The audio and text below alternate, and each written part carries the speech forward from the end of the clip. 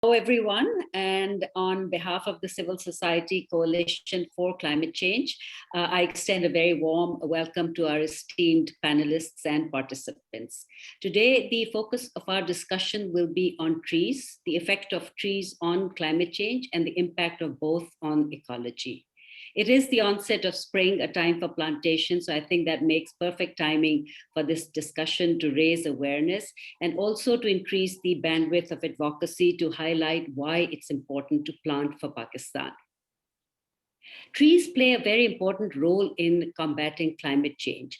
On an average, a mature tree will sequester about 48 pounds of carbon per year, and saplings about 13 pounds. Different parts of the trees have different timescales for capturing carbon. The fine roots capture carbon for 15 years, the bark for 100 years, the branches for 120 years, and a tree with a trunk of about 2 feet diameter for 500 years. So that makes it very important, the connection between trees and climate change. Trees also have other roles beyond carbon sequestration in environmental benefits. They recharge aquifers, they pump oxygen into the air, and they stabilize the soil and prevent land degradation and erosion. Pakistan has a very poor tree count, about 5 trees per person, and a total forest area of about 3 to 5% of the total land area under forest cover. The PTI government is committed to making Pakistan green, and the success of the Billion Tree Plantation campaign in Khyber Pakhtunkhwa has been acclaimed internationally as a successful venture. The government has now embarked on a more ambitious agenda and plans to plant 10 billion trees in the coming years. This is all very good. We acknowledge the importance of trees, but while doing so, I think it's equally important to factor all the other measures that are necessary to ensure that the trees we plant today pay us the long-term dividends that we're looking for and project as estimations of Pakistan's contribution to climate action. In order to have a holistic discussion on this matter, we have 4 eminent speakers with us who will enrich the discussion with their insightful perspectives. The session will be moderated by Ali Habib. Ali Habib is the managing partner of HimaVet, a company offering solar solutions, handmade recycled paper, and environmental consulting. Ali was CEO of WWF for 19 years, from 1995 to 2014. And before that, he was with ICI for 12 years. Ali is a trained wilderness guide and president of the Adventure Foundation of Pakistan. Ali has a degree in a master's in environment from the University of Punjab. He is also a member of the Prime Minister's Tourism Board, member of the Advisory Council on WWF Pakistan, President Adventure Foundation of Pakistan, and a board member of the LGBT Trust for Blind. We will begin today's session with special remarks by the Special Assistant to the Prime Minister on Climate Change, Malik Aslam.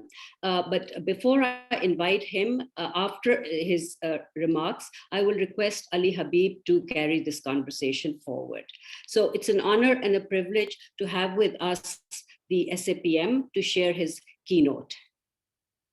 Bismillah ar-Rahman ar-Rahim. I'm very happy to be participating in this event organized by the Civil Society Coalition for Climate Change.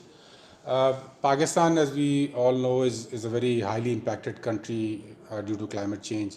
The recent Climate Vulnerability Index puts at number 8 in terms of the climate impacts. And the more alarming thing is that they've now put us in a new category, which is there are only 3 countries which are constantly in the top 10 of the Climate Vulnerability Index. Pakistan is one of them. There is Philippines and there is Haiti. So we are one of those countries which is constantly impacted by climate change. And over the last 20 years, the index has shown that we have constantly been in this top 10 list. So we have to do something about climate change, and we have to do it very quickly. Now, there are a number of tools available, but the most effective and the most useful and the easiest tool is to plant trees. This is, Allah Ta'ala's machinery which takes out carbon dioxide from the air and puts in oxygen. It is good for air pollution measures, and it is good for carbon mitigation also. Pakistan, based on this vision, has been undertaking a massive exercise. We planted 1 billion trees in the KP province, and now we are undertaking a 10 billion tree tsunami exercise. And inshallah, by the June of this year, we will have completed our first billion of the 10 billion trees across Pakistan. At the moment, the spring plantation is going on, and we are planting about 35 crore trees in this spring plantation campaign. The focus that we have on the spring plantation is urban forestry, and I'll tell you why. We've done an analysis of the impacts in Pakistan, and the recent study has shown us that over the last 10 years, Pakistan's temperature average has increased by 1 degree centigrade, and our precipitation frequency has increased by 20%. Now, both these impacts sound very simple, but they have got tremendous and humongous consequences. And one of the consequences is that we are having more flooding in the urban areas because we have created these concrete jungles which attract moisture. We get more clouds over them, and there's more rain falling in a smaller period of time. And we have to counter this by having forests, mini forests, plants, trees in urban areas. That is why the Prime Minister Imran Khan recently started the Miyawaki campaign from Lahore, where we are planting about 50 different sites of Miyawaki. And tomorrow we are starting the same campaign in Islamabad, and a similar campaign is also starting in the city of Peshawar. So the urban forestry is a must, and we have to focus on plantation of trees, which we are doing all over Pakistan. It's directly linked with climate mitigation and climate adaptation. So I would urge everybody to follow this this vision of the Prime Minister and plant trees as much as you can, and protect those trees, so that once you take them through 3 years, then they become your own guardians for as far as climate change is concerned. And also plant indigenous trees, because that is important. A recent study showed us that just planting trees and the wrong sort of trees can have actually a negative effect on climate change. We have to plant indigenous trees, which we are doing in Pakistan. We've selected about 20 varieties all over Pakistan, which are available on the website. So plant trees and protect Pakistan from the challenge of climate change. Thank you.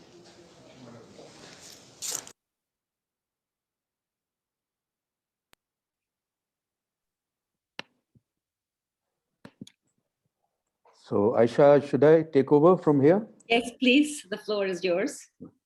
Okay, thank you. So, first of all, thank you, Aisha, and the Civil Society Coalition on Climate Change for convening this discussion. We thank MALIK ASLAM, the Special Assistant, for his remarks. So, today's topic, as you all know, is Afforestation, the past program, the future plans, but also in the context of the larger objective of climate change, adaptation, mitigation, and ecosystem integrity in Pakistan. So I'd request all the panelists and people who participate today to be aware of both the topic and its larger context. So I think I'll give a few remarks, briefly introduce our four panelists, and then we will go into the remarks from each of the panelists.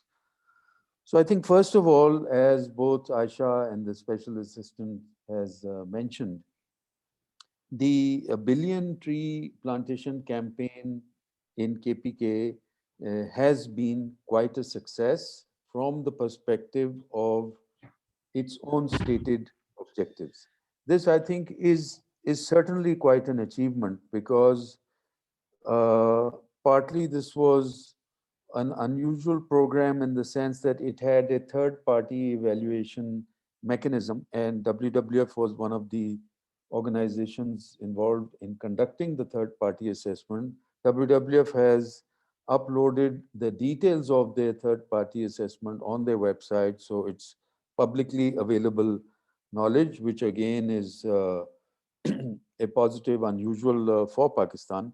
And this billion tree program was not just about planting trees. It was about stabilizing degraded slopes. It was about restoring natural ecosystems as well as dealing with waterlogging and salinity. Now, the challenge that we face is that with every cycle of success, one has to be aware of the learning opportunities from that past success, put it in context of our overall responsibilities, future programs, and be careful about how we articulate that success in terms of meeting various issues. And I think this is where some of the challenges lie in terms of, let's say, the smog in Lahore, which has become worse this year. How much can planting of trees actually address that issue unless we tackle the root causes? So again, I'd like our panelists and participants to keep that in mind, because that is the key theme of today's session. How does afforestation contribute towards the overall ambitions of Pakistan for climate change adaptation, mitigation, and ecosystem integrity? So with pleasure, I'd like to introduce our four very able panelists today. So two of them are directly involved with the afforestation campaign, and the other two are sort of representatives of responsible civil society institutions or individuals, and I'm sure will play their role accordingly. So first of all, Mr. TAKEAKI SATO. He's the senior environmental specialist based in Islamabad, Pakistan. And he comes to Pakistan with an extensive experience of 18 years and is helping with the implementation of the RED Plus program. Syed GHULAM Qadir Shah. He has extensive experience in forests in Pakistan, has worked across the different sectors, government, non-profit, and therefore carries the perspective of these different organizations. And at present, he is heading the RED Plus program. Mr. IMRAN KHALID, he works in the Sustainable Development Policy Institute. He has a PhD in Environmental and Natural Resource Policy and heads the SDPI Environment and Climate Change Program. Ms. AFIA SALAM has a master's in geography and has been a lead fellow. The Leadership for Environment and Development program is involved with the IUCN and has been covering environmental issues in the media. So welcome all four of you, and thank you for sparing your time. I will soon request each of you to give their remarks, and I'll start with a question for each of you just to warm you up. One request from Aisha and to Mr. MALIK ASLAM is that I'd like to raise the point that the apex body for environment in Pakistan is the Pakistan Environment Protection Council at the federal level, which is mirrored as Provincial Environment Protection Council in various provinces. This body is legally supposed to meet twice a year, but as far as I know, it has not met for many years. So I would request the Honorable Special Assistant to the Prime Minister that a meeting of this important Apex Council should be called as soon as possible so that the government meets its own governance legal requirements to show leadership. All right, with these remarks, let's get into the discussion. And Mr. Takeaki Sato, are you there? Can you say something on your mic? Yes. Hello, everyone. Hello, moderator. Thank you very much for the nice introduction. Thank you. So I'd like to ask, request you to start your presentation, but I would like to ask with a question which you can address anywhere within your presentation. And the question is that in the RED Plus program, what is the mechanism and how will payments accrue to Pakistan in terms of the results-based payment methodology?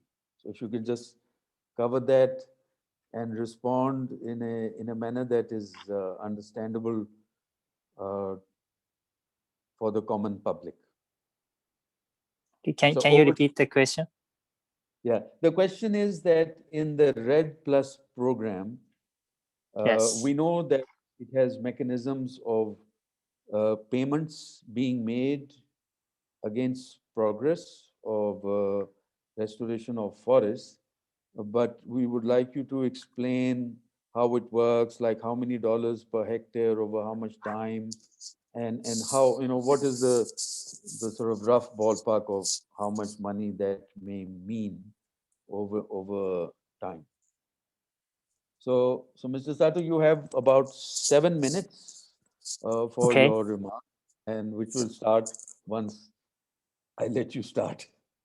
So thank you very go much. Ahead. Thank you. Thank you very much. This is TAKEAKI Sato, Senior Environmental Specialist from the World Bank. It is my great pleasure to be here today to be able to participate in this very hot, important topic on afforestation and climate change. Today, I want to give some short presentation related to the forest management and afforestation to give you some ideas for the further discussion later on. Can you go to the next slide, please? So this slide shows the forest area in South Asian countries. So as you see, India has the most of the forest in the South Asia region. It accounts for more than 70% of the total forest areas in South Asia. But surprisingly, Pakistan is placed at third. It's having more forest than Bhutan, Sri Lanka, Bangladesh, Afghanistan, and Maldives. So as you know, the forest cover in Pakistan is quite low, just only about 5% of the total land area. And the majority of forest is natural forest. The production is relatively low in Pakistan. However, surprisingly, Pakistan is placed at third in terms of the total forest area. Could you go to the next slide, please? So this slide shows some important fact regarding deforestation in South Asian countries. So if you look at India, India has positive net annual change in forest area. So basically, the forest in India is increasing. There's some differences depending on the period of the time. So blue shows from 1990 to 2000. Orange shows 2000 to 2010. And the gray shows the 2010 to 2020. Nepal has similar trend. Recently, they are improving the increase pace of the forest areas. Bhutan is also somewhat similar.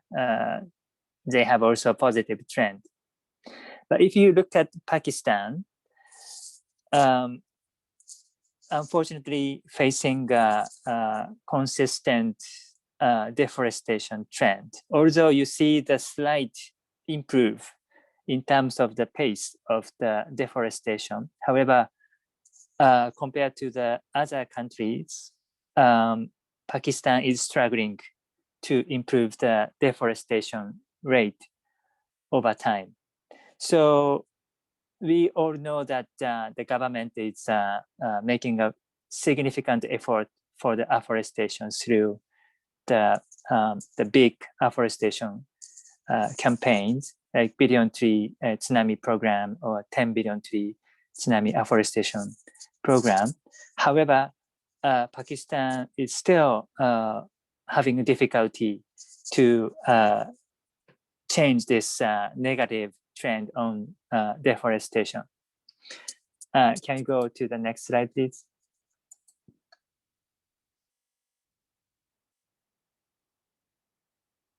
So in this table, I'm trying to compare some differences in terms of the management of forest areas globally, as well as the practices in Pakistan. So this table covered the key areas in terms of forest management. So as I said, regarding forest areas, globally, also the forest loss has been advancing in globally. However, the pace is basically declined. Although in the recent times that pace of decline slowed down, but still the forest loss is decreasing. On the other hand, Pakistan has largest deforestation rate in South Asia region, and the pace of deforestation doesn't change much. So if you look at the planning aspect, worldwide forest management is moving towards sustainability. You know, in many cases, management plan exists for in the forest areas. More than half of the forest area has the long-term management plans. But in Pakistan, more than 50% of forests in the country are being managed without proper working plans. Also, you know, often the management plans are not really strategic. It's more like considered as a requirement for the forest management. So production side, about 30% of all forests globally is managed primarily for the production of woods or non-wood forest products. But in Pakistan, there is a gap between the domestic wood supply and the actual demand. So demand is more than wood supply. Non-timber forest products play important role for ecological protection and community livelihood, but the significance is not really understood among the people, and even in the policy and you know, regulations, more light should be shed on non-timber forest products. Monitoring is another big issue for Pakistan. Although in KP and in Punjab provinces, there's an improvement in terms of the regular monitoring systems and collection of forest data. But in other areas, you know, regular monitoring system is not in place and the reports are not published. So there's a lack of reliable forestry data. From the community involvement point of view, in Asia, the forest areas managed by the public, the local tribal or indigenous people are increasing. But on the other hand, in Pakistan, you know, it is just the beginning of involving the local community in a positive manner. But unfortunately, the public involvement, community involvement is more perceived as the you know, more like a threat for the the forest management. Could you go to the next slide, please? There are also other important issues exist in Pakistan forest management. The first of all, in terms of policy level, policy formulation, Pakistan does not have a long-term plan or strategy for its forest sector. After the formulation of forestry sector master plan developed in 1992, this FSMP included forest resource analysis through use of satellite image, but it's been a long time after the producing forestry sector management plan. Also, if you look at the provincial level, approved forest policy exists only in 2 provinces, KP and Punjab. HAK and GB has draft policies, but other provinces do not have forest policies. Another issue is financial resources, both recurrent and development budget. Historically, the forest sector has received low investment and low priority in the government. And as a result, budget allocation for this sector is very limited, normally less than 1% of the budget according to some analysis. And the investment is mainly made through the recurrent budget. Shortage of professional staff is another issue.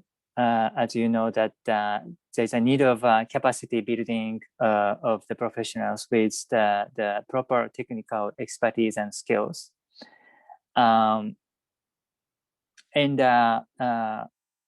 Because provincial government has the major role in terms of the afforestation and forest management. Sometimes, Pakistan faces a difficulty to have a federal and provincial coordination, as well as the coordination with the other departments in provincial government. So, for example, agriculture, energy, and infrastructure development are the major threat for the deforestation, and they require the coordination with them. But sometimes such coordination is not taking place properly. Private sector engagement and market-based mechanism is another aspect to be explored for the future forest management. The RED Plus is supporting to establish market-based mechanism, but also the payment for ecosystem services is another option. But without the use of a market mechanism, it is very difficult to maintain the forest status with healthy condition, because forests require a lot of maintenance and monitoring cost, and the value of the forest is not only the sales of the woods or non-timber forest product. Forests also provide other benefit, like Aisha mentioned, other environmental ecosystem services like climate regulation and water purification and provision of goods and the services. So those. Mr. Taki, yes. Taki, can we request you to conclude? Oh, I'm sorry. Yes. Yeah. So let's move to the other the last slides. Yeah. So oh, sorry. The second last to the last one. So the currently World Bank is supporting 2 projects regarding forest management. One is Hydromet project. Another project is RED Plus preparation project. So through the Hydromet project, we are trying to support the individual forest restoration and the utilization of forests for the ecotourism and the other livelihood support. And RED Plus, as you know, is supporting, this is still the preparation stage. So the RED Plus is not really establishing a market mechanism yet. Rather, supporting some foundation to move to the next stage, which is the carbon emission reduction and utilizing market mechanism. But still, our involvement doesn't solve all the issues. So for example, as I mentioned, comprehensive policy institutional management system review be required because there are a number of deficiency in each level. So after the comprehensive review, it will be necessary to have a policy and institutional management reform to achieve the sustainable forest management. Also, as I mentioned, the nature-based solution will be the important solution to advance the forest intervention in the country. So for example, I think that the role of the forest is not properly evaluated in urban settings. There are very good ecosystem service to be provided through the nature-based solution, use of trees, but it's not properly evaluated. So this is another area to be explored. Also, Pakistan has a large area of range pasture land, but it's also facing a lot of pressure from agricultural and livelihood raising. So diagnosis study for the rangeland would be necessary to find actions and solutions for that. And lastly, the value chain analysis of timber and non-timber forest product.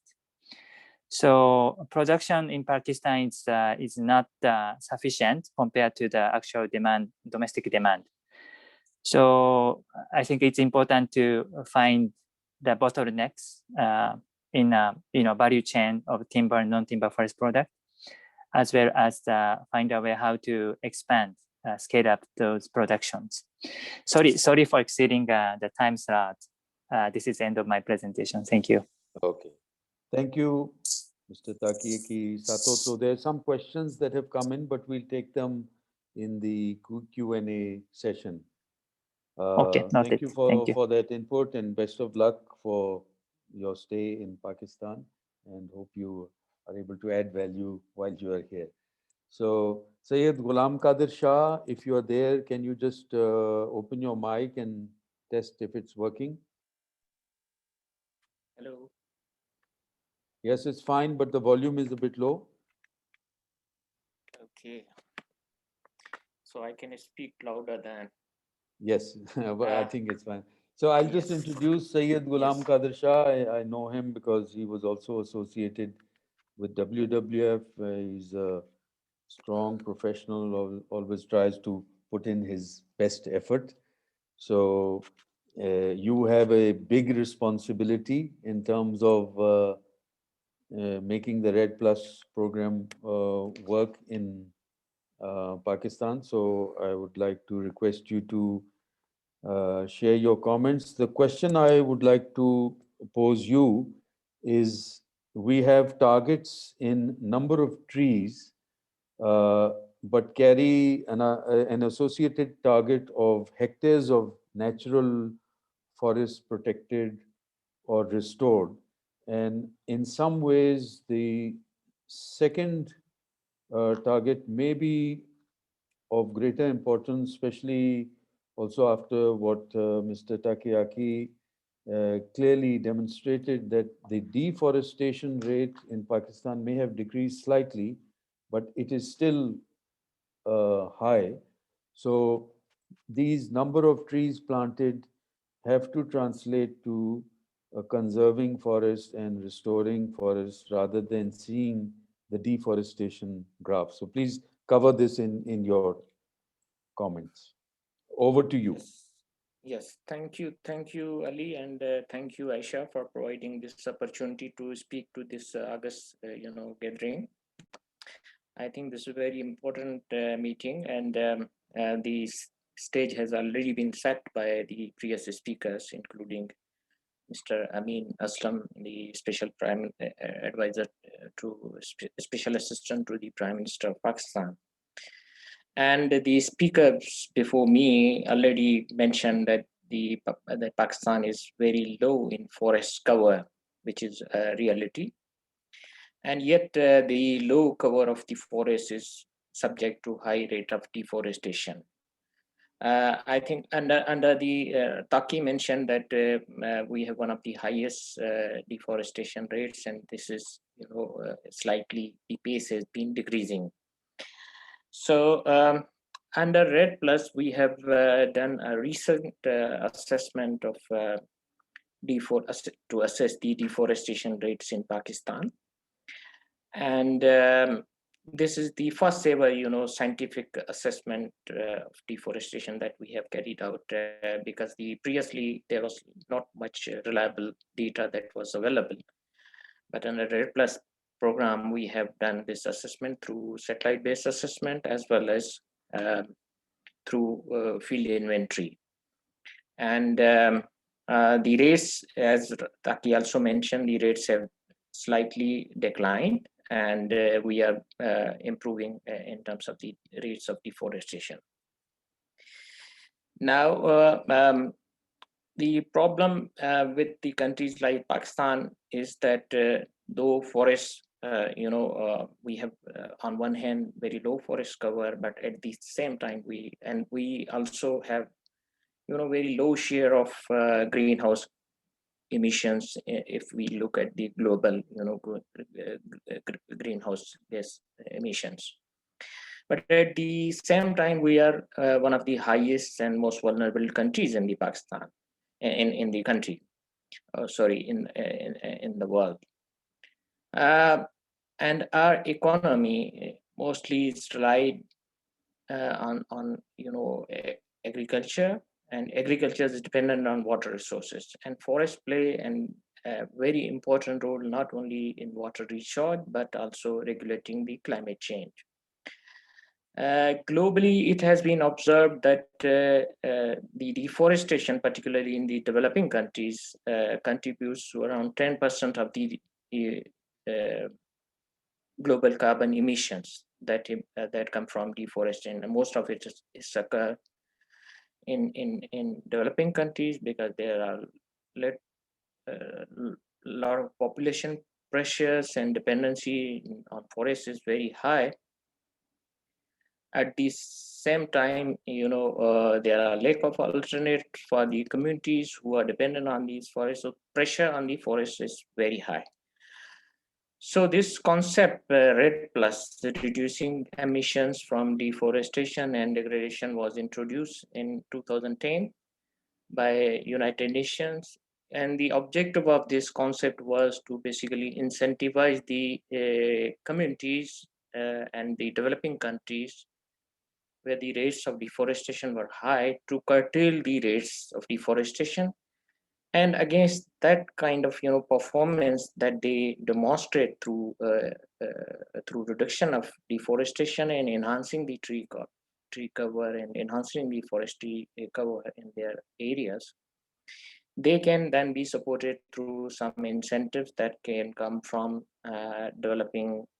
from the developed world through several mechanisms. It could be, through GCF funding, or it could be multilateral, any other financing mechanisms. It could be bilateral, financing mechanisms, plus the private sector. That could be a local private sector as well as the international private sector.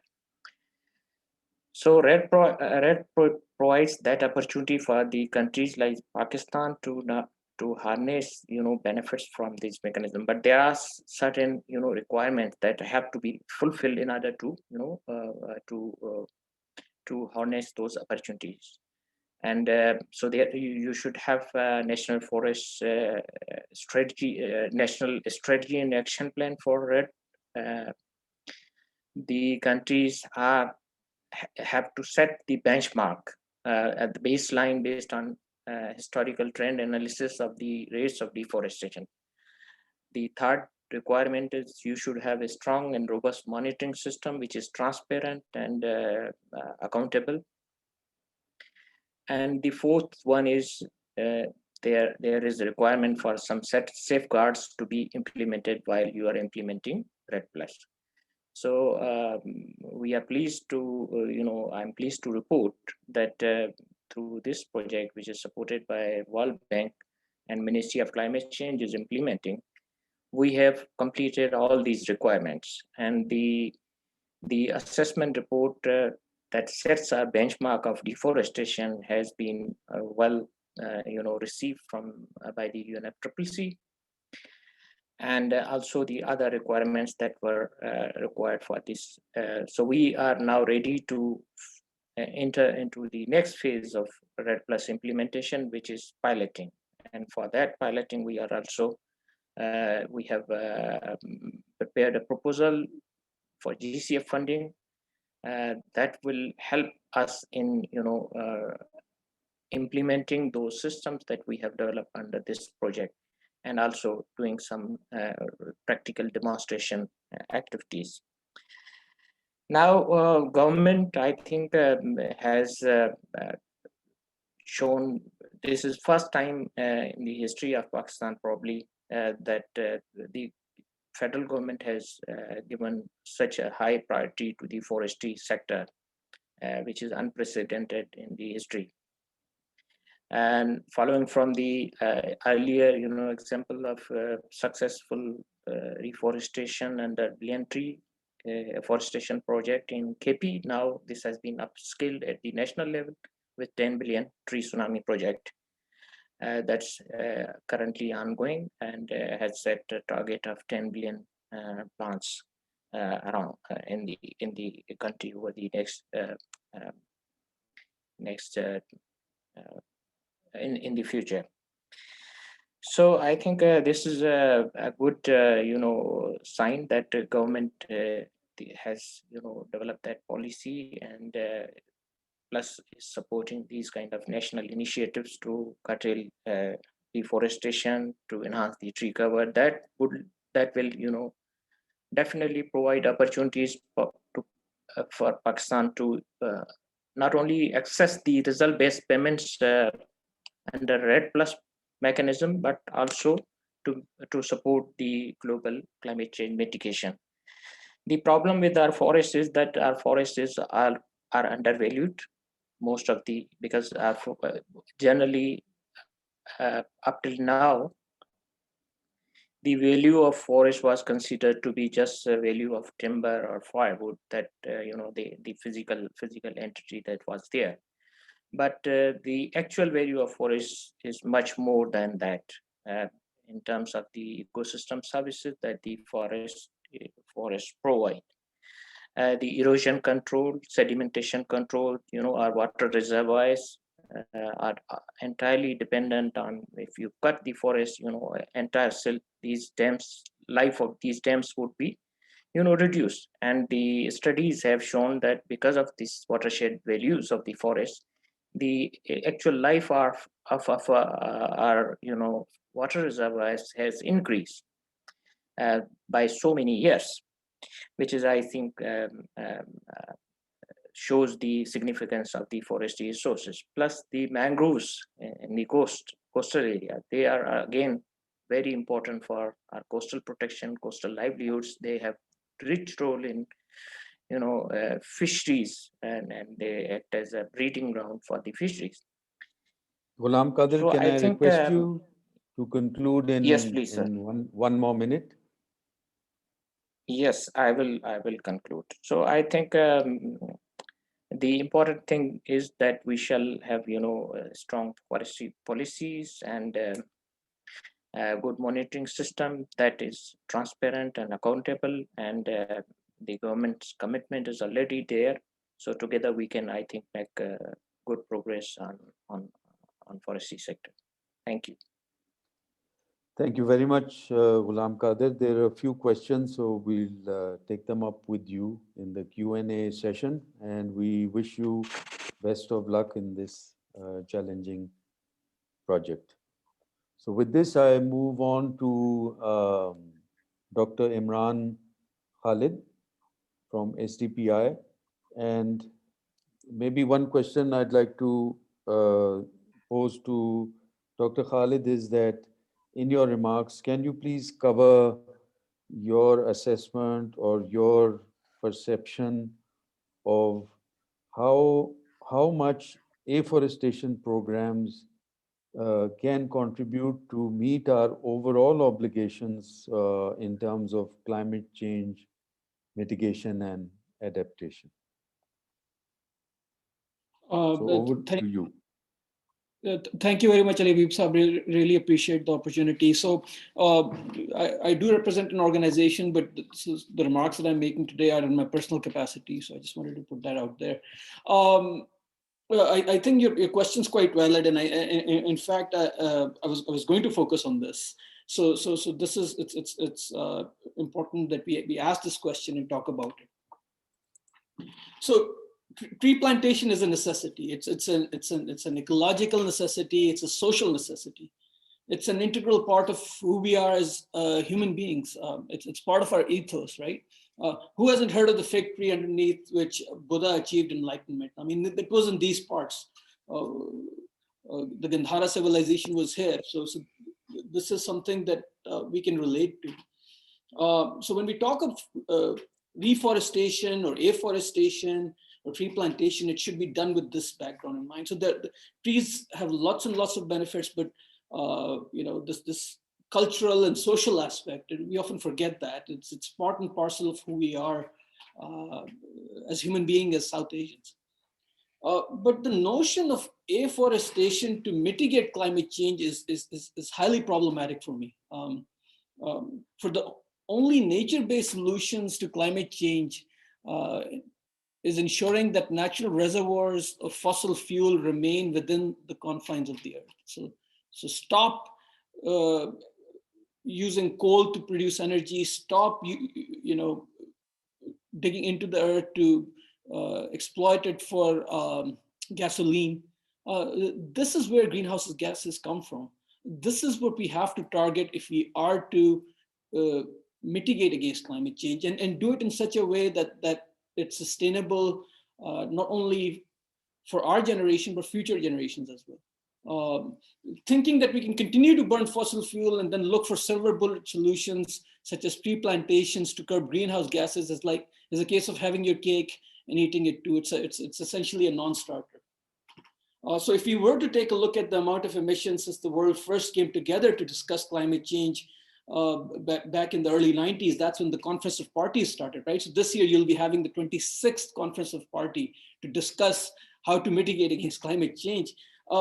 Since then, there has been a 60% rise in the amount of greenhouse gas emissions. So imagine that. So even as we speak about the trees being a potential solution for our climate woes, we are contributing to the greenhouse gases. It's just like, we are unaware of what is happening and we're saying, oh, look, the trees are a solution. But what this does is it unfortunately legitimizes fossil fuel use to me. It's the highly polluting sectors, the industry will continue to do what they're doing while putting this notion of tree plantation as an example that, oh, look, you can continue to do this and everything will be hunky-dory.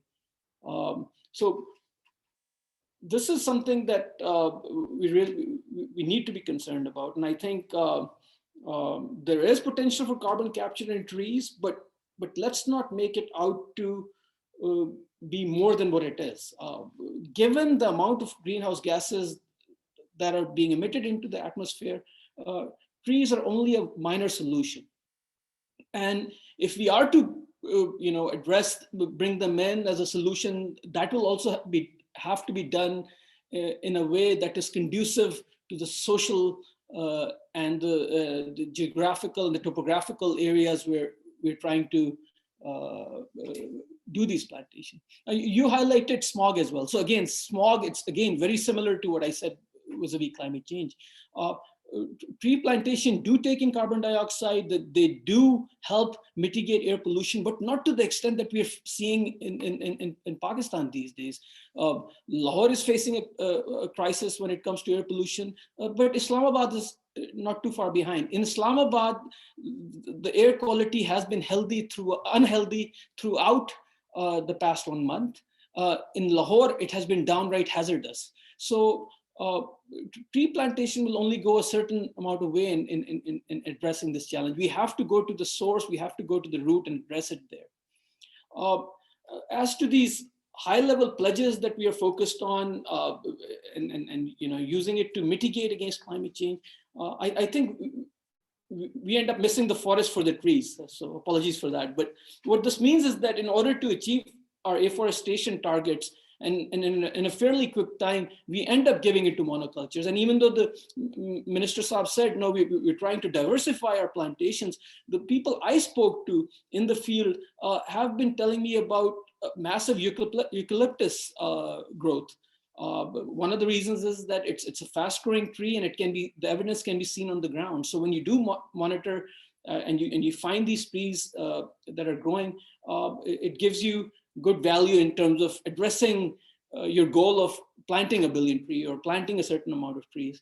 And this can be highly problematic, as has been discussed. So we really need to focus on native species and ensure that this is being done. Yes, trees do result in restoring our groundwater resources, but when you're first planting them out, they take up lots and lots of water. So Pakistan is a water-stressed country, and when you're thinking about planting 1 billion trees or even 10 billion trees, well, where's the water going to come from? So in China, in their semi-arid and arid areas, just like in Pakistan, they've been having similar campaigns to grow trees, and research shows that their groundwater levels have gone down significantly. We need to be cognizant of this. Moving forward, I think capacity issues remain. So there was a time when Pakistan Forest Institute was the key institution that provided the technical expertise and built the capacity of our foresters. But after the 18th Amendment, the provinces are in charge of what's happening there. And here we truly lack in terms of having an institution that can provide the human resource. Role of communities, very important. When we talk about what trees and where to plant, the communities will have to play an important role. They'll have to take ownership, and this will need to be considered. Tree plantation campaigns divert funding from conservation towards riskier, more costly, and less effective interventions, unfortunately. So planting trees without addressing the social drivers that cause deforestation in the first place will not mitigate climate change. So there has been discussion, and we've seen the numbers on the deforestation that is happening, but we really need to talk about that and address that first before we embark on a tree plantation campaign. Because on one side, we're planting trees, and on the other side, deforestation is happening. And the trees and the forests that are already present, the diversified plantations that we have in our natural forests, they are a lot more conducive to climate change mitigation vis-a-vis greenhouse gas uptake than the trees that we are planting right now. Stopping deforestation has to be important for us. Another thing that some researchers have highlighted is how the subsistence livelihoods in some parts of the country are being affected because people do not have land tenure. And so the insecurity is there, and the government might think that certain amount of land is available for plantation, but and they'll go ahead and plant trees there. But what about the people who were living there? What are they going to do now? So that needs to be highlighted as well and addressed. One way to move forward in light of all this is to conduct, and this is my only recommendation, is to conduct a strategic environmental assessment, an SEA. This is going to look at the what, the where, the how, the who, the why.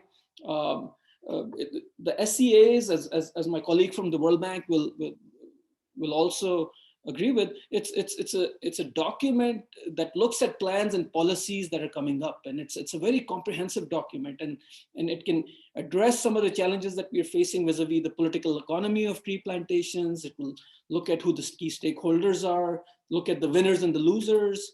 You can highlight it through case study approaches, and develop policy action matrices that ensure that whatever we're doing right now is sustainable in the long run. At this time, yes, tree plantation is happening, but unfortunately to me, I think we might be doing it with not the foresight that a process like an SEA might help with. So this is something that the government can still take up as it embarks on the 10 billion tree tsunami program. Finally, nature-based solutions are important, but let's not forget that they take place within a social paradigm, right? Pakistan is a country of over 200 million people, going on 400 million by 2050. So we'll have to ensure that any kind of solution that we're putting forward is conducive to the population growth in this country, our food security needs, our water security needs, our environmental needs.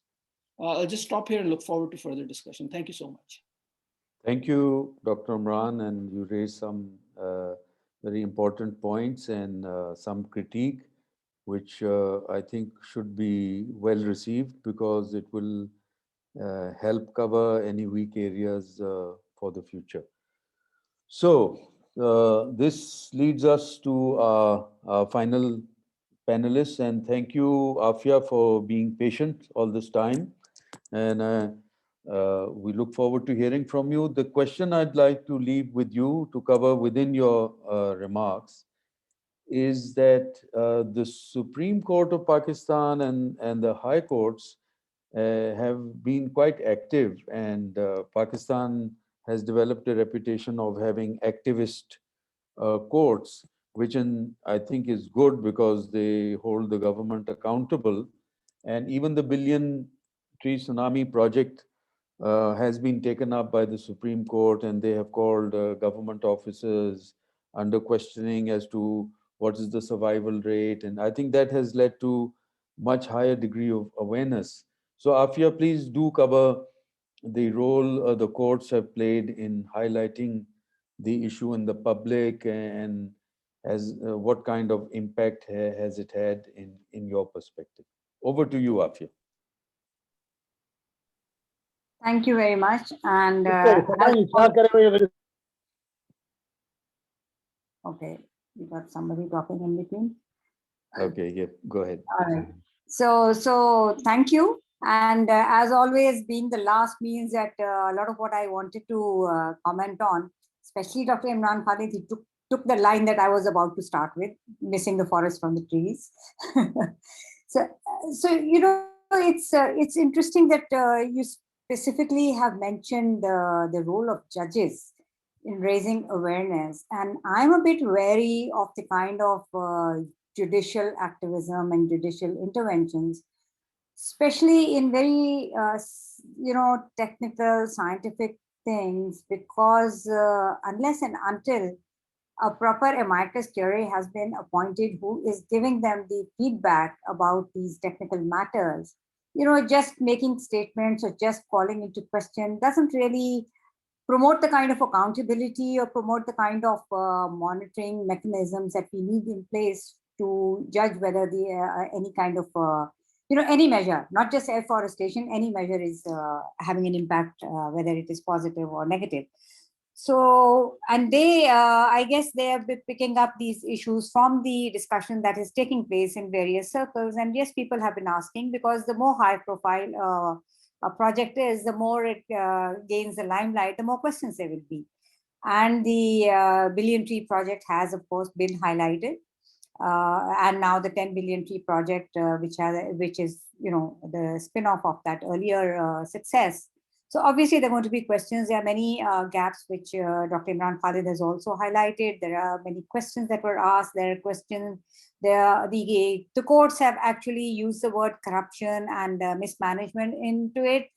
So in a way that gives a chance to assess how this program has been managed. But what is also important is to tell people and to put across the fact that there are specific qualified organizations with the right credentials to actually ask those questions and answer. So there are these monitoring organizations, WWF has been part of it, Suparco is there, you've got the, you know, with the modern technology of satellite imagery, it really is very, very difficult to lie.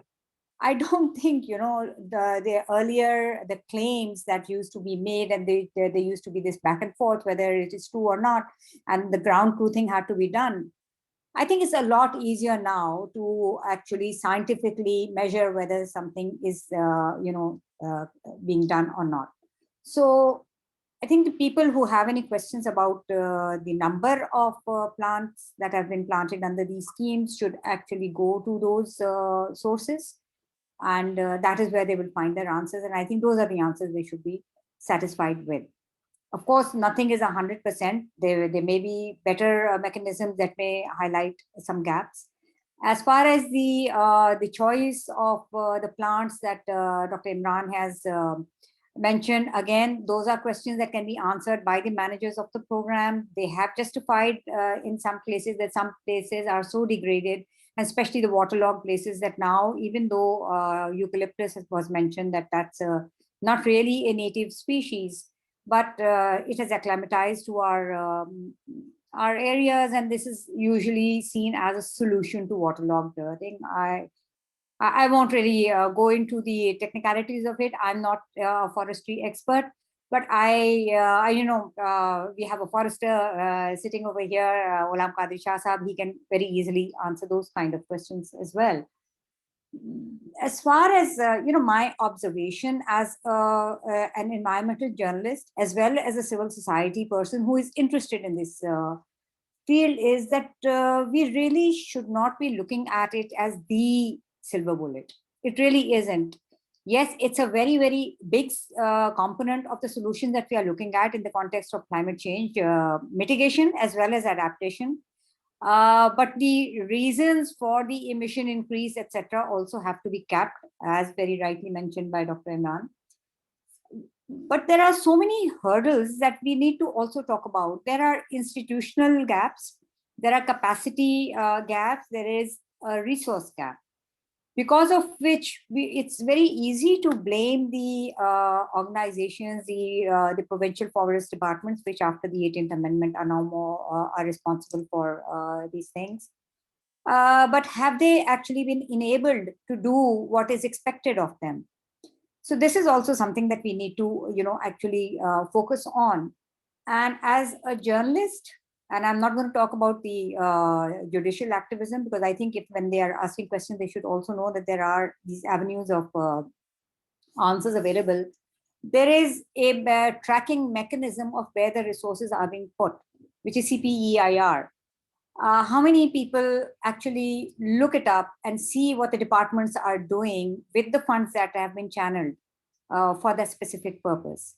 So they don't. People don't really ask those questions. People don't go looking for the answers, and not just any ordinary journalist, because even journalists have not been enabled or empowered enough and given enough resources to be able to understand these things and track them. So even the other institutions don't. Now I'll just narrate a very interesting story which I learned just 2 days ago. You know that I belong to Karachi. I belong to the coastal city. And for us, the most important forests are the mangrove forests. Yes, there are riverine forests in my province. I belong to Sindh. But mangroves is what most people are more familiar with. And that is not just in Sindh, because Pakistan has about a 990-kilometer coast. So Balochistan coast as well as Sindh coast have mangroves. And the kind of allegations that the courts have been, hearing and making. So similar allegations were made against the Forest Department of my province. And interestingly, the people of NAB who were responsible for inquiring or investigating those allegations were taken to the mangroves forest, to the site, to see whether the allegations were true or not. And there were, I think there were 7 different things that they were supposed to investigate. And they saw the effort that has gone in to increase the area of mangroves, and what a very, very difficult task it is to work in those which any other area would simply be called a bog, a daldal. How those the forest department people are working there, how the communities are associated with them are working to increase the area of mangroves. So that is something, and they actually rolled back the 2 other investigations because they said it is impossible for you to do anything wrong. You're doing so much good. You are doing your task beyond the capability that we ever imagined. And this is something that I would like people also to focus on, that there's a lot of good work happening, and there are a lot of good role models who need to be highlighted. We somehow get bogged down into the doom and gloom.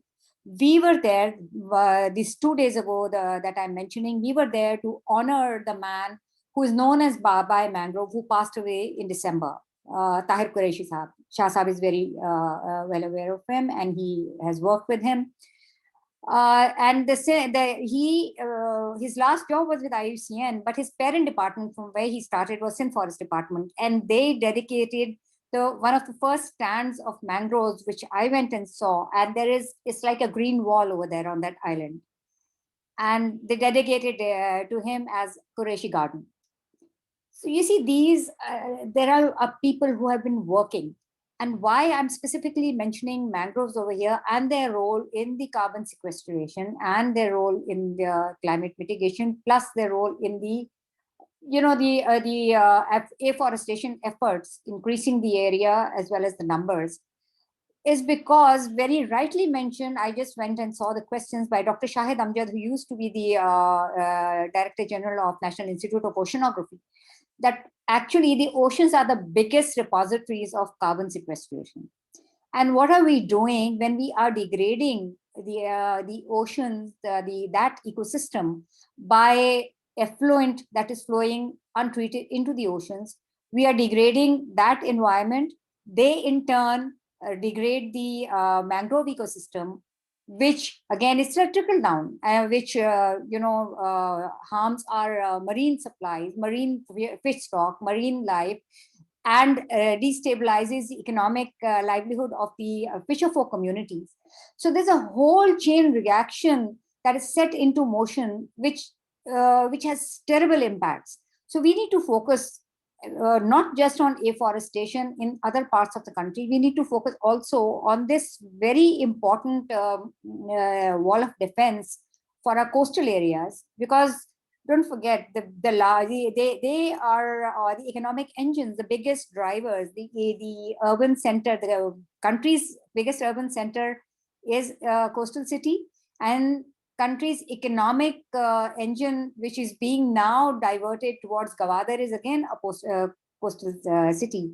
So any degradation of that environment by not paying attention to the afforestation effort on our coastal belt is also going to harm us. So we need to focus on that as well. And one more thing I would like to just quickly mention over here, if I still have the time. When you're talking of afforestation, before this webinar, I spoke to Dr. Parvez Amir, who is a climate change expert, as well as, I consider him as one of my mentors. I always go to him for advice, because I remember that he had spoken about our climate modeling that was done at Oxford University, and he was one of those participants. And over there, globally, a figure of 14 trillion trees to capture 70% of the greenhouse gases was given, out of which Latin America said they will take to pick up 2.5 trillion. And I'm talking trillions here. We are right now stuck at billions, because they were calculated on over about 70% mortality. So many things are related to that. We are a water stressed country, so we need to focus on a green cover, not just a forest cover. And that is very important where rangelands are concerned, where arid area plantation, where biosaline resources for plantation are concerned. We need to invest in those kind of research and resources. And So we need to look at newer solutions to these old problems, because the population pressures are actually outpacing any of the solutions that we have at present. And this is why, again, to use a term which Dr. Parvez Amir had communicated to me, we need to plant trees amongst people, not forests which are away in secluded areas, but amongst people, which is how we will be able to cater to their requirements as well. Because right now the deforestation is happening because the demand is exceeding the supply. So again, maybe Shah Saab can explain how the commercial, harvesting of wood can be applied for through projects by people who have the land and the resources. So we don't have this phenomenon of criminalizing people who are actually cutting wood because of their needs, because their needs are unmet. So this is also what is happening, that any time anybody sees a poor person cutting a forest, they're taken to the police. And where are the solutions for that person? So we need to rationalize how we see afforestation as a solution for the people, for the livestock, for the biodiversity, revival. So all these solutions need to be looked at in a holistic manner, not just planting a number of trees and counting them and putting them across at international forums. So I'll stop here. Thank you very much, Afia, for the comments and also giving inspiration to all of us. Thank you to all the panelists. And now we are entering our Q&A session. So I'd like to thank we have now 81 participants for patiently listening to the panelists and us. And you have sent in 9 questions. And if you allow, I will take up the questions that I think people can also see on the chat, but I will select 3. And if we have more time, we can take on more. So the first one I'd like to bring up, it comes from Ali Habib. And maybe I'd request our 2 panelists who are representing the project of the government to address this. So the question, I will maybe frame it in a slightly more emphatic manner, which is that how is it possible that on the one side, the government says it's going to plant 10 billion trees and talks about conserving natural ecosystems, restoring our natural forests, and it allows land grabbing development parties to take over the whole of the Bandal Island, which is an important habitat for migratory birds, for mangroves. How can that happen? So, representative from the World Bank, I don't think we'll put you on the spot to speak on behalf of the government. So, GHULAM Qadir Shah, you are on the spot. You have to represent.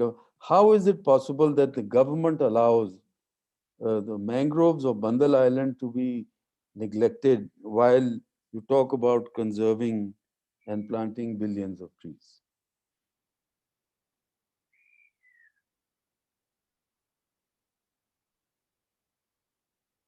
GHULAM Qadir, you'll have to unmute. Yes. Thank you, Ali. I think this is a very important question that on one hand, we are, trying to increase the forestry cover in the country, but on the other hand, we are trying to, raise buildings on an island, which is naturally very important. And this, again, goes to the speech that was given by Dr. IMRAN KHALID about the strategic environmental assessment, that we need to set our policy and priorities, that how we are going to play and how we are going to deal with our nature. The problem with us that we see development only as some buildings or some economic activity that we treat as a development. And I already mentioned in my earlier, talk that tree we see as a, value of wood or, timber that comes from the tree, rather than the ecosystem services are the values that these trees play. So as Afia also mentioned, that mangroves are very important for the coastal protection. And Karachi is lying there, all the industrial hub, all the economic activities that are occurring on the coastal areas, basically they provide a protective shield and saving billions of dollars, and protecting the billions of dollars of the assets that are there. So just imagine if you remove all these trees, all the mangroves, where you will stand.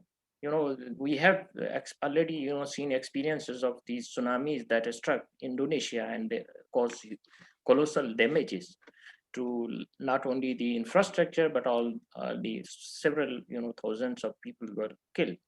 So I think we need to, when we prioritize and our policies, and we just don't look at the economic aspects of those, development activities, but also consider the development holistically.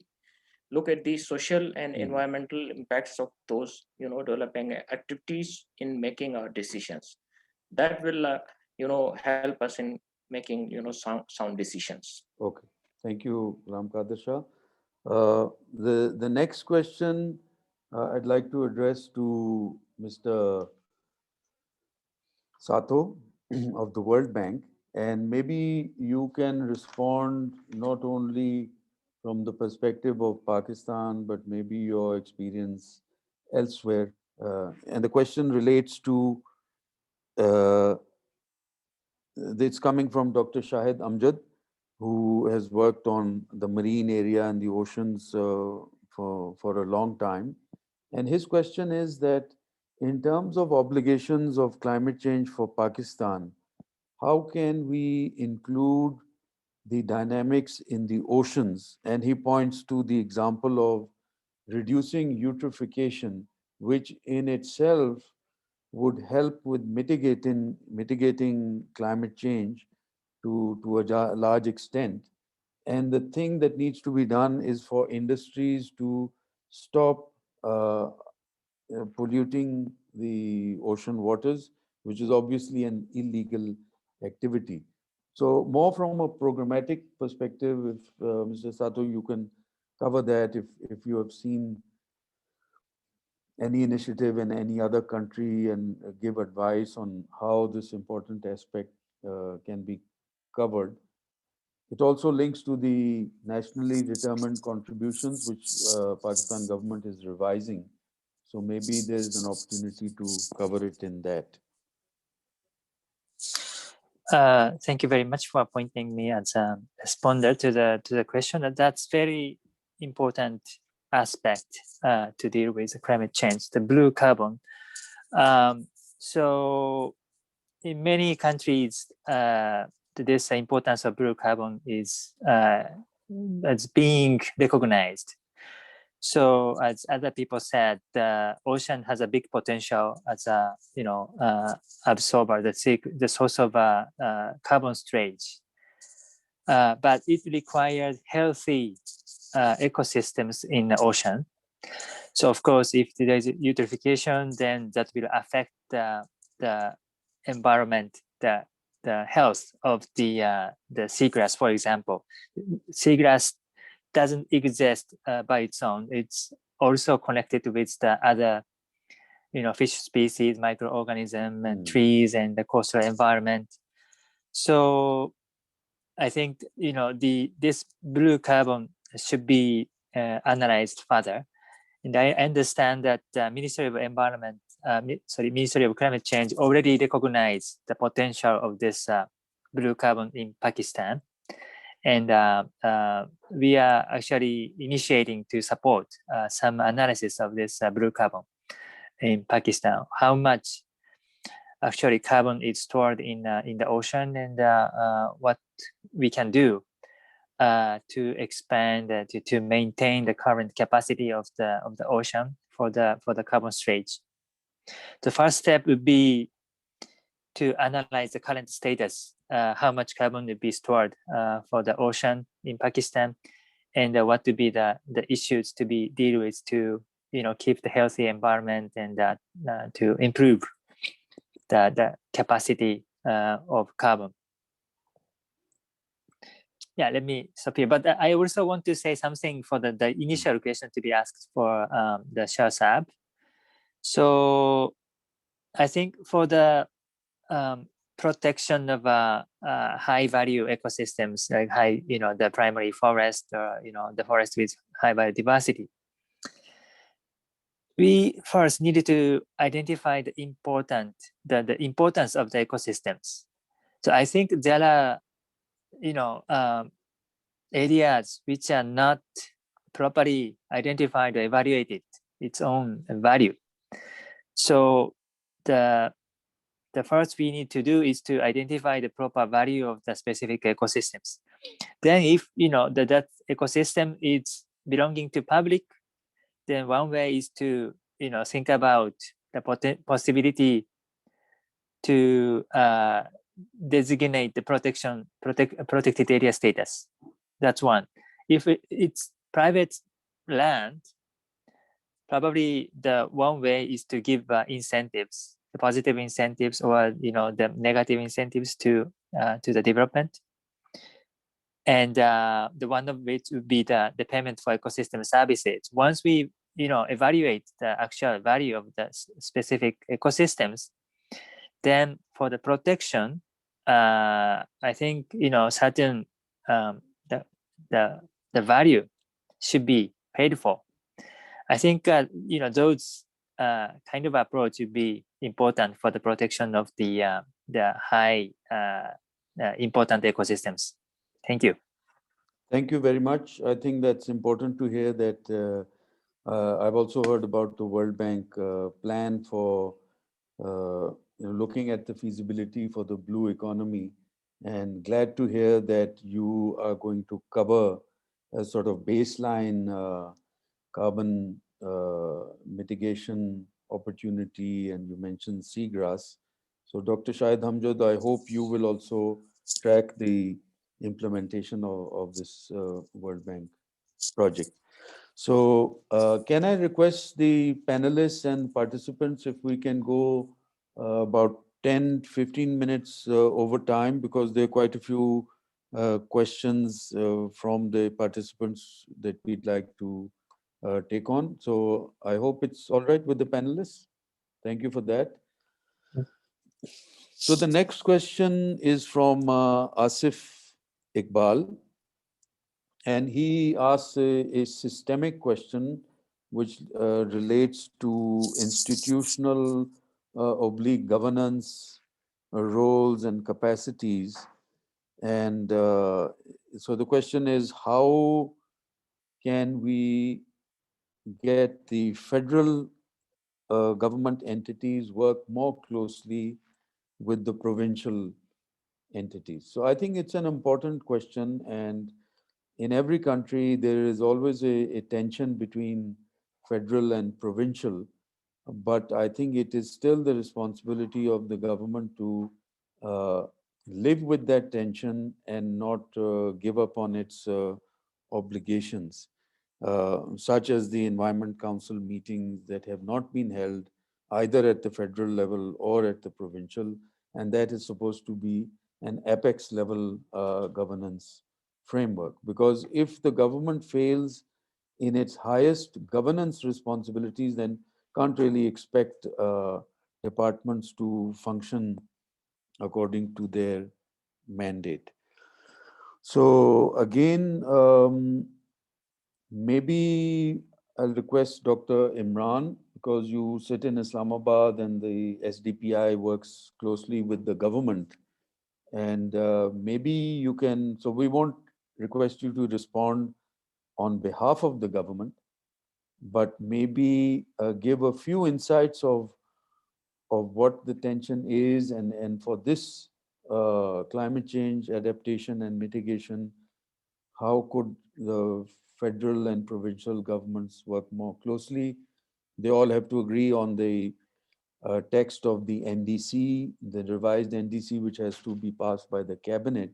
So they have to face the requirement of working more closely. So, Dr. Imran, yeah. if you are fine responding to this. No, I'm perfectly fine. I think this is the million dollar question. This is the question that needs to be answered. That's not to say that there is an answer to this question.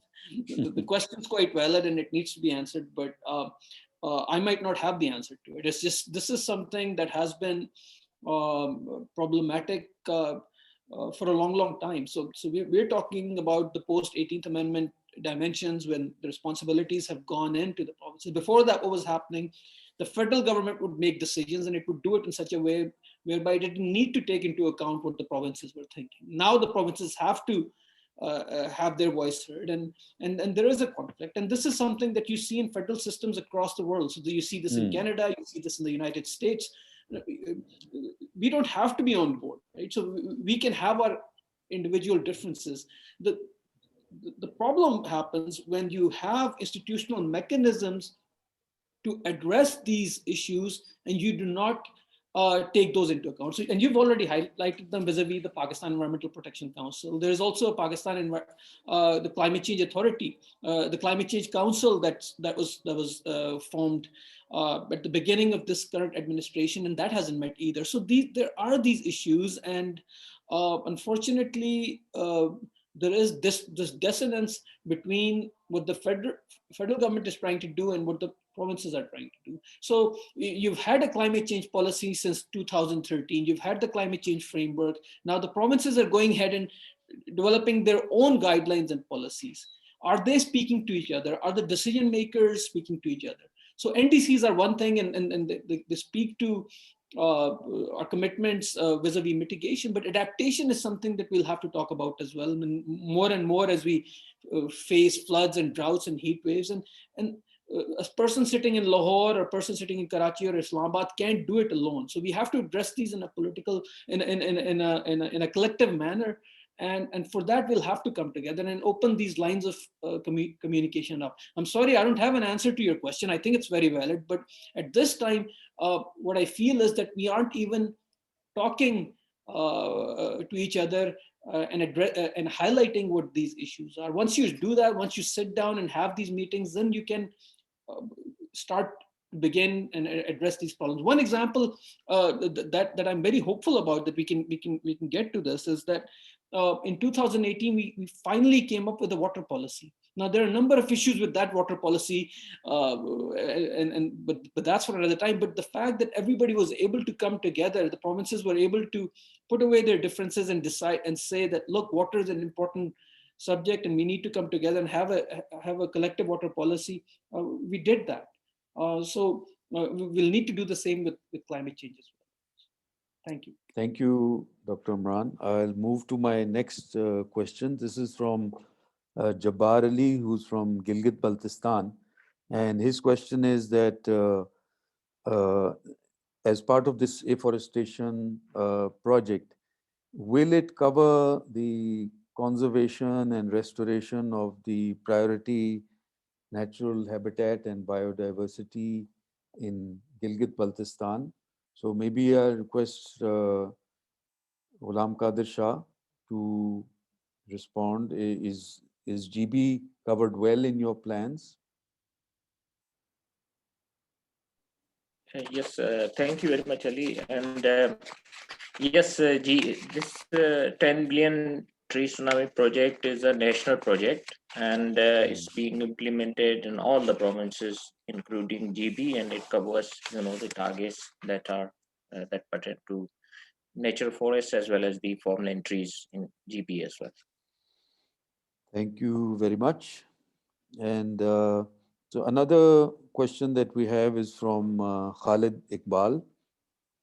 And he is asking that, learning from our experiences from the Billion Tree Project, will we have a more transparent mechanism of regular updates about how the project is going against the target, maybe disaggregated according to area, according to sector, and will it be covered on the website? Because this would address some of the issues that we have been discussing in terms of information availability. AFIA raised a good point that sometimes information is available, but not easily accessible. So maybe that is a challenge. And we live in times where we have information pollution as well. So everything has to be in infographics and things for people to notice. So again, maybe Ghulam Qadir Shah or Mr. Sato, anyone? Afia, would you like to go first? Okay. So quickly, yes, I had mentioned that. As far as, I think what they mean is almost like live updates. People, you see, this is the age where you get that instant gratification, you get live updates of everything. So maybe that is another way now. Also, we know that the billion tree project, I don't know, the word tsunami sort of sticks in my throat. I live in Karachi. So a coastal town person saying tsunami, it becomes difficult. So the updates, the provincial forest departments through whom these funds are being transferred to carry out the projects provincially, maybe they can, they can first enable their own websites to embed this information. Because if you go and see, the work is fantastic. I mean, if I talk only of Sindh Forest Department, they do fantastic work, but the website, unfortunately, does not reflect that. It takes very long. So, we have to see how the modern means of communications are in tandem with the kind of work you are doing, because what you do needs also to be seen to be done, to be believable, to sort of, also just shut down the kind of questions that arise. Because there won't need to be those kind of questions. So yes, the live updates, maybe the live satellite imagery. Also, people also need to know how they can actually access that information themselves. So it's a two-way street. The organizations which are involved in the kind of these projects of afforestation, they also need to put out the information in a manner that it is easily accessible. And then the people also who are interested enough to know all these updates can do their own verification. And for this very project, I'd like to mention over here that there's a very high-level third-party monitoring mechanism that is already in place. I think FAO, WWF, and IUCN are jointly going to monitor. And then SUPARCO is there, which had done the earlier monitoring. So we've got good mechanisms in place. People need to also develop confidence on those mechanisms and on the organizations who are carrying out those, monitoring. Yes, I think I will. I would also like to add to what Afia has said. We have, I think, some good stories to tell. Problem is that we don't tell these stories and we don't disseminate these, good work that has been done. For example, I will just quote the example from mangroves. That since 1990, the mangrove cover in Pakistan has increased 3 times. And this is a scientific assessment that has been done by SUPARCO and WWF Pakistan. So this is one of the success story that we can be proud of. Similarly, there was a good work that has been done by KP Billion Tree Forestation Project. You just we shall not indulge into how many trees were planted in number games, but I think we took some of the mainstream journalists to see the work that was done, and some of these journalists are also available on this forum. And once they went there and they saw the work, they really appreciated that work. Similarly, for this current project, 10 billion tsunami project, again, third-party monitoring mechanism consisting of IUCN, WWF, and FAO has been mobilized, and that will provide us, good reports that will be, that need to be disseminated for the information of all people who have, any concerns on these projects. Thank you, Ghulam Qadir. So I go to the final question, which is that Amina has asked that, can we also cover the illegal cutting of trees, in the sense that, if I can elaborate on the question, that on the one hand, government is trying very hard to increase forest cover, plant trees. If there is a party that is involved in illegally cutting trees, whether it is an individual or it is one of the largest private housing companies in Pakistan that is encroaching forest land, this is the time for government to show no leniency. And you have to make a case of catching the culprits, punishing them according to your own laws, so that the strong message goes to them and to the public that they're serious about protecting their forests.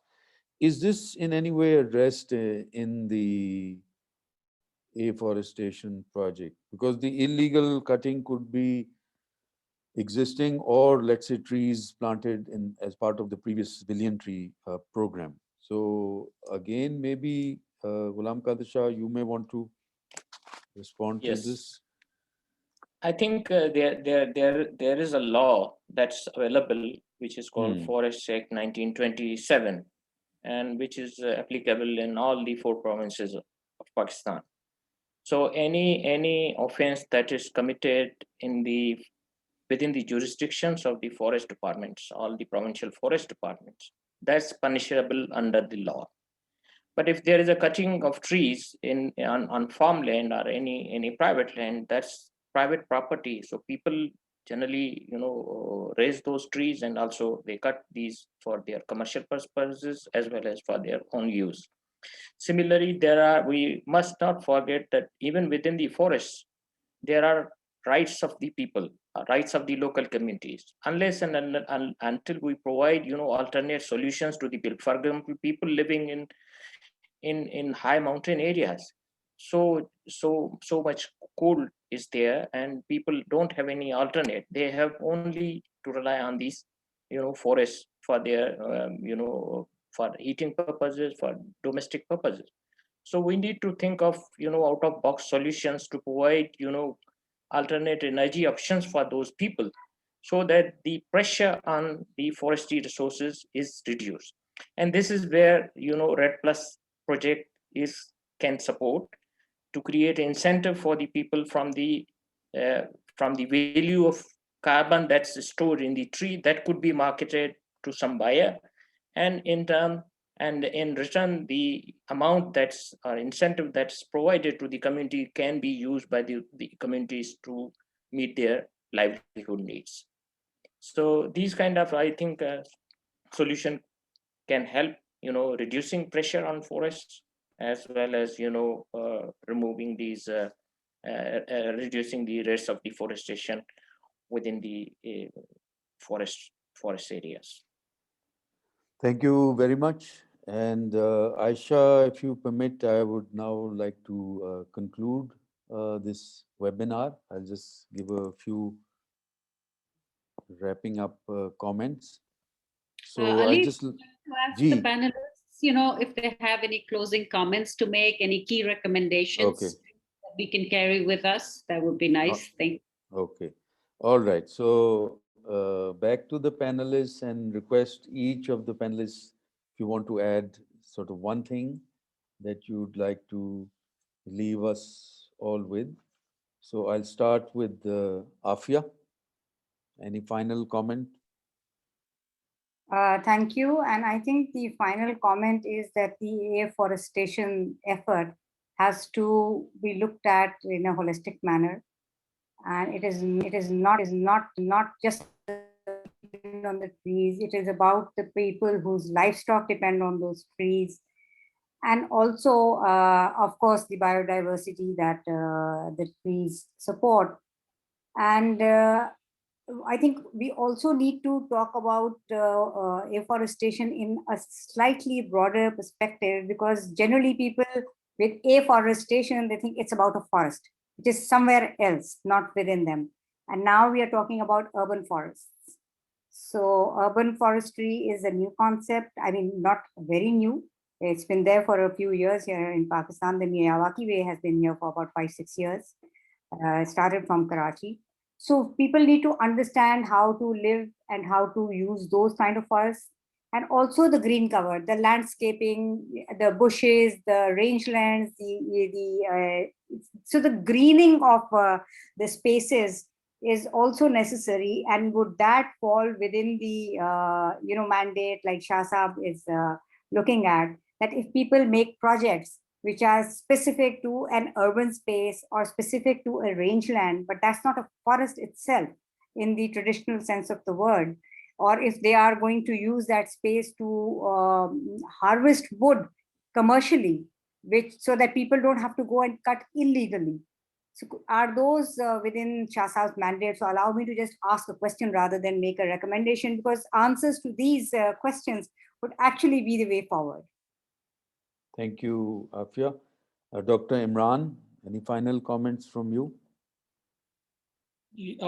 So I'll just build on what the recommendation that I made earlier regarding the SEA. I think that's key. I would really want to see it get done. I think it will answer a lot of the questions that have been raised, and it will solidify government's position as well. I think it will develop, having a strategic environmental assessment and going through the processes will solidify government's position 5 years down the road, because it would mean that the stakeholders have been involved. The other thing I want to highlight here is the role of academia, role of universities. Students are doing their master's thesis, PhD dissertations. I mean, let's involve them in this endeavor as well, and try and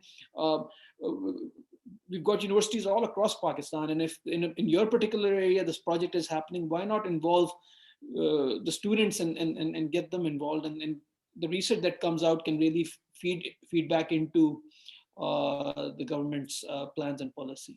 So thank you so much for this opportunity. Thank you.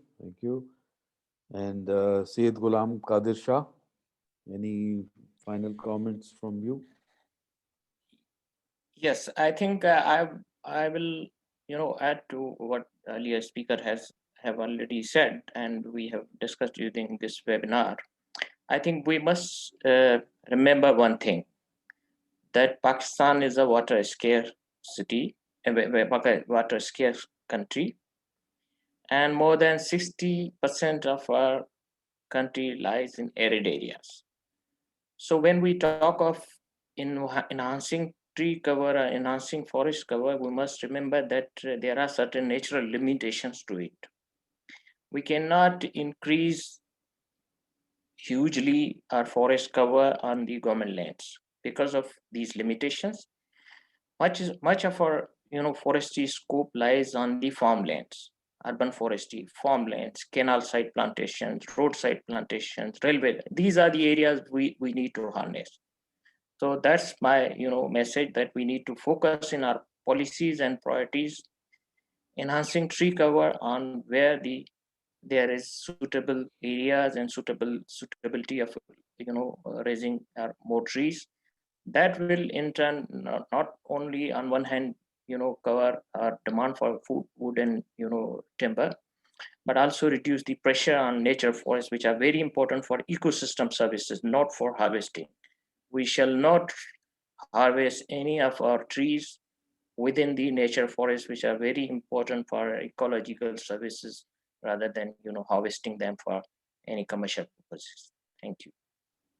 Thank you. Finally, Mr. SATO, your final remarks. Thank you very much. I fully agree with what the other panelists said earlier.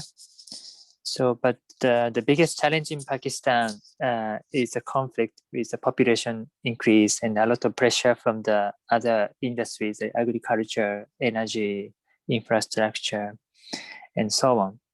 So it is really, a difficult issue how to deal with these strong pressure for deforestation and the use of the forest land for the other purpose. The one thing, I want to bring is the importance of a landscape approach.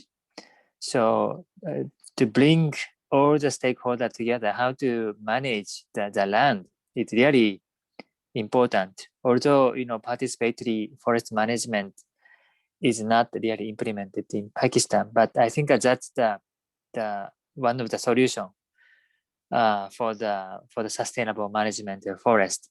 And water scarcity is really the big limiting factor for Pakistan. So I think that people need to think about how to manage the water availability and the use for the forest as well. This was a very great discussion, and I really enjoyed this the seminar. Thank you very much. Thank you very much. Before we close, I just want to add one comment, maybe which was not covered directly. It also relates to a question that came a bit later, is that in your project, please do involve the private sector, maybe in an institutional way. So we talked a lot about Karachi, the pollution going into the sea. We have this comment from a participant today from Engro. So the corporate sector does a lot of corporate social responsibility.